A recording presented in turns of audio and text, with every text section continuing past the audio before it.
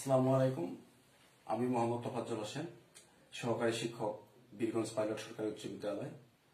অষ্টম শ্রেণীর শিক্ষার্থীদের জন্য আজকে বাংলা ব্যাকরণ থেকে শব্দ ও পদ নিয়ে কথা বলবো। আশা করি প্রিয় শিক্ষার্থীবৃন্দ তোমরা ভালো আছো, আমি ভালো আছি।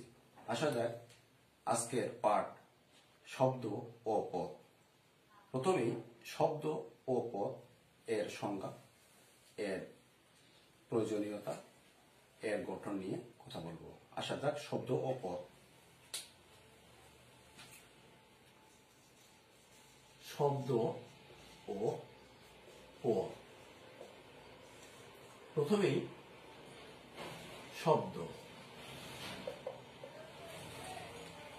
শব্দ এক বা একাধিক ধ্বনির সম্মিলনে যদি কোনো অর্থ প্রকাশ পায় তাকে শব্দ বলা হয়। এক বা একাধিক ধ্বনির অর্থ থাকতে হবে। যদি এক বা একাধিক ধ্বনির সমাহারে কোনো অর্থ প্রকাশ না করে তাকে শব্দ বলা যাবে না। এই জন্য অর্থ হলো শব্দের প্রাণ। যেমন এখানে কয়েকটি ধ্বনি স, ক, ল। এখানে 1, 2, 3টি ধ্বনি। এই 3টি ধ্বনি দিয়ে আমরা একত্রে করি, যদি তার একটি অর্থ প্রকাশ পায় তাকে শব্দ বলা যাবে। যেমন স, ক, ল, এই তিনটাকে যদি যুক্ত করি তাহলে এটি দ্বারা একটি অর্থ প্রকাশ করে। সকল মানে সমস্ত ইত্যাদি। তাহলে সকল একটি শব্দ, তার কারণ স্বধ্বনি, ক ধ্বনি, ল ধ্বনি মিলিত হয়ে একটি অর্থ প্রকাশ করছে। অতএব সকলকে আমরা শব্দ বলতে পারি। এভাবে এই স, ক, ল দিয়ে আরো কিছু শব্দ তৈরি করা যায় কিনা, যেমন ক, ল, স। কলস। কলস মানে পানি রাখার পাত্র।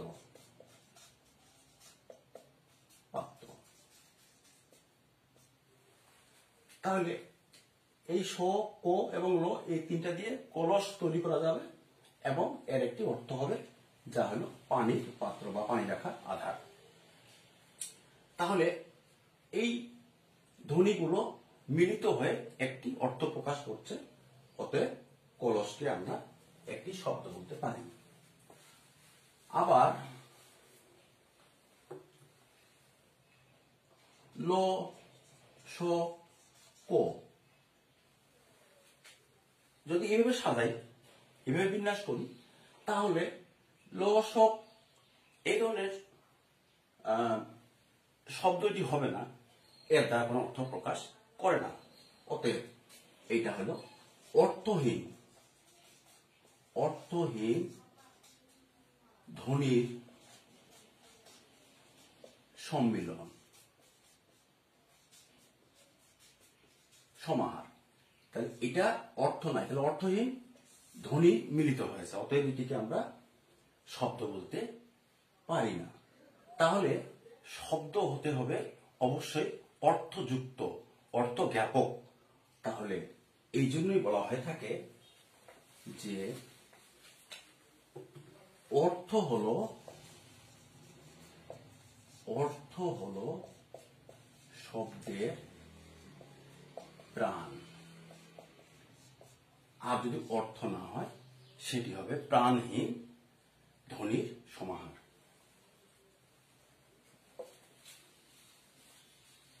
এরপরে আমরা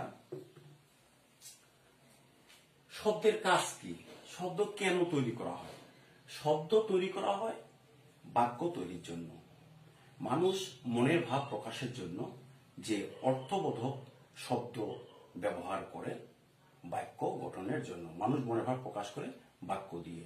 অতএব বাক্য গঠনে শব্দের প্রয়োজনীয়তা অপরিহার্য। শব্দ ছাড়া বাক্য হতে পারে না। এবার আমরা আসি পদ। পদ এবং শব্দের মধ্যে অনেকটা মিল আছে। শব্দ থেকেই পদের সৃষ্টি হয়।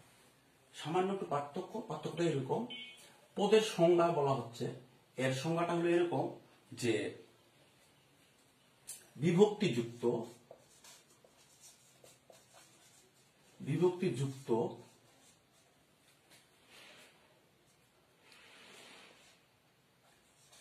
বাক্যের অন্তর্গত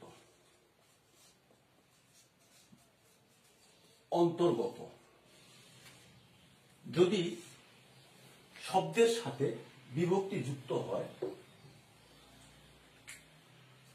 যদি শব্দের সাথে বিভক্তি যুক্ত থাকে এবং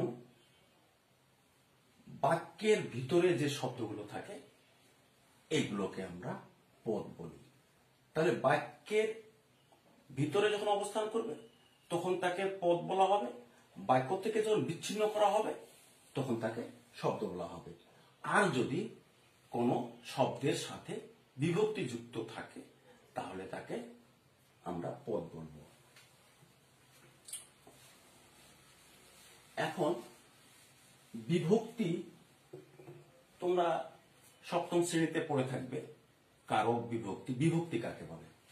এখন বিভক্তি সম্পর্কে একটু ধারণা নেওয়া দরকার। বিভক্তি কাকে বলে? বিভক্তি বাক্যের মধ্যে অবস্থিত একটি শব্দের সাথে আরেকটি শব্দের সম্পর্ক স্থাপনের জন্য শব্দের শেষে যে বর্ণ বা বর্ণ সমষ্টি যুক্ত হয় তাকে বিভক্তি বলা হয়।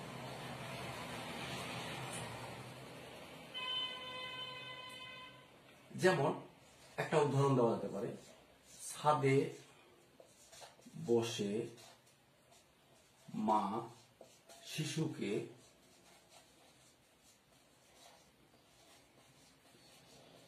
চাঁদ দেখাচ্ছেন।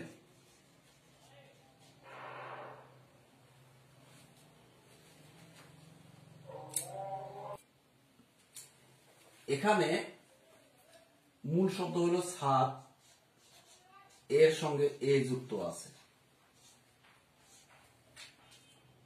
এখানে মায়ের সঙ্গে কোনো বিভক্তি যুক্ত নাই, এখানে শূন্য বিভক্তি, এখানে শূন্য যুক্ত আছে। এখানে শিশুর সাথে কে যুক্ত আছে, চাঁদের সাথে শূন্য বিভক্তি যুক্ত আছে। তাহলে এই ছাদের সঙ্গে এটা হলো বিভক্তি। এখানে মায়ের সাথে কিছু যুক্ত নাই, এখানে হলো শূন্য বিভক্তি বা অবিভক্তিও বলা হয়। এখানে কে আছে, এখানে কে হলো শিশুর সঙ্গে কে আছে, কে হলো বিভক্তি। আর চাঁদের সঙ্গে কিছু নাই, তাহলে এটা শূন্য বিভক্তি। শূন্য বিভক্তিকে অবিভক্তিও বলা হয়, প্রথম বিভক্তিও বলা হয়। তাহলে আমরা বলতে পারি এই ছাদের সাথে বিভক্তি যুক্ত আছে, তাহলে ছাদ হলো একটি পদ, মা পদ, শিশুকে পদ, চাঁদ পদ, আর এইগুলো হলো ক্রিয়াপদ। তো যাই হোক, এই ক্রিয়ার সঙ্গে যে বিভক্তি যুক্ত থাকবে সেটা ক্রিয়া বিভক্তি বলে। এই যে বস থেকে এ আছে, এই বিভক্তি ক্রিয়া বিভক্তি গুলো। তো যাই হোক, তাহলে বিভক্তি হলো এই শব্দের শেষে যে বর্ণযুক্ত থাকে। একটি বাক্যের মধ্যে যে শব্দগুলো থাকে, এই শব্দগুলোর পরস্পরের মধ্যে যে অঙ্গয় সম্পর্ক, এই সম্পর্ক স্থাপনের জন্য শব্দের শেষে যে বিভক্তি যুক্ত থাকে তাকে, যে বর্ণ বা বর্ণ সমষ্টি যুক্ত থাকে তাকে বিভক্তি বলা হয়। এই বিভক্তি যুক্ত শব্দকে পদ বলা হয়।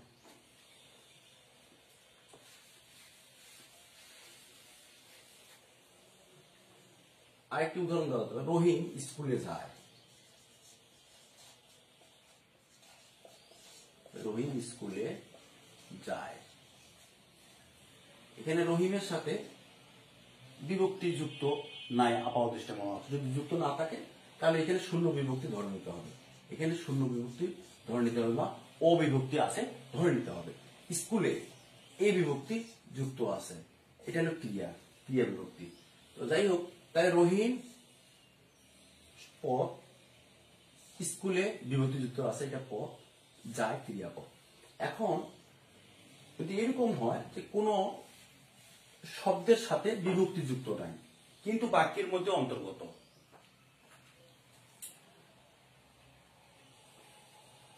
তাহলে সেটিকে আমরা পদ বলি। তো বাক্যের মধ্যে যদি হয় শব্দ তাহলে তাকে পদ বলা হবে, আর যদি বিভক্তিযুক্ত শব্দ হয় তাহলে তাকে পদ বলা যাবে। আমরা পদকে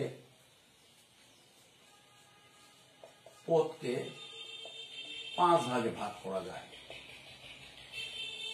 5 ভাগে ভাগ করা যায়। আমরা জানি যে বিশেষ্য পদ, বিশেষণ পদ,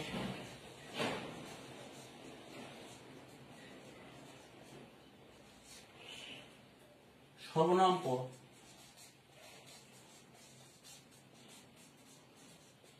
4 নম্বর হলো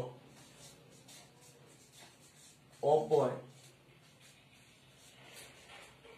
5 নম্বর হলো ক্রিয়াপদ।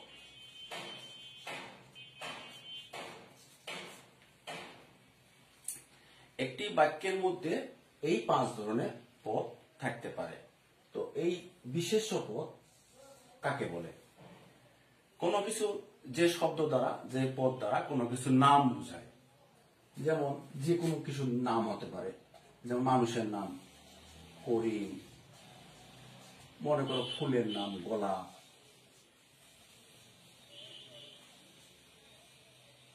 যেমন নদীর নাম পদ্মা, এরকম যত আছে দুনিয়াতে যত কিছু নাম আছে সব নামের ক্ষেত্রে বিশেষ্য পদ হয়। বিশেষণ পদ, যদি বিশেষণ পদ কাকে বলে? যে পদ বিশেষ্য পদ, সর্বনাম পদ এবং ক্রিয়াপদের দোষ, গুণ, অবস্থা, সংখ্যা, পরিমাপ ইত্যাদি বোঝায় তাকে বিশেষণ পদ বলা হয়। 10 গুণ, যেমন ভালো, মন্দ, মনে করো কোনো সংখ্যা 10, এইগুলো হলো বিশেষণ পদ।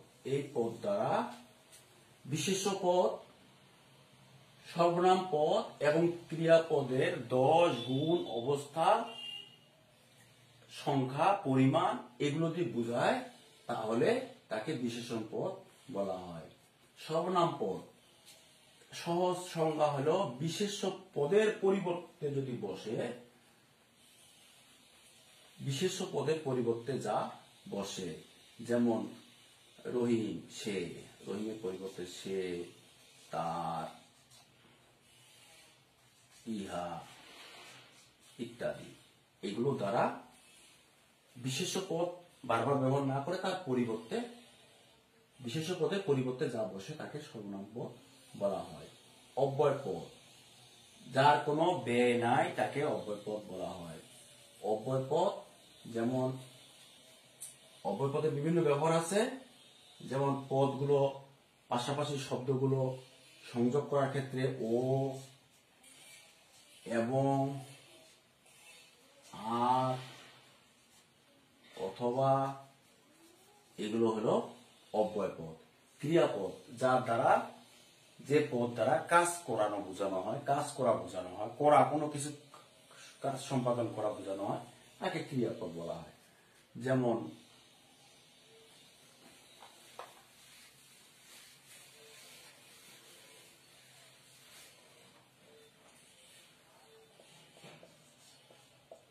ক্রিয়াপদ,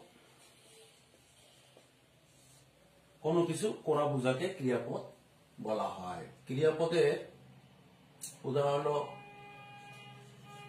পড়ো, চলো, করো ইত্যাদি।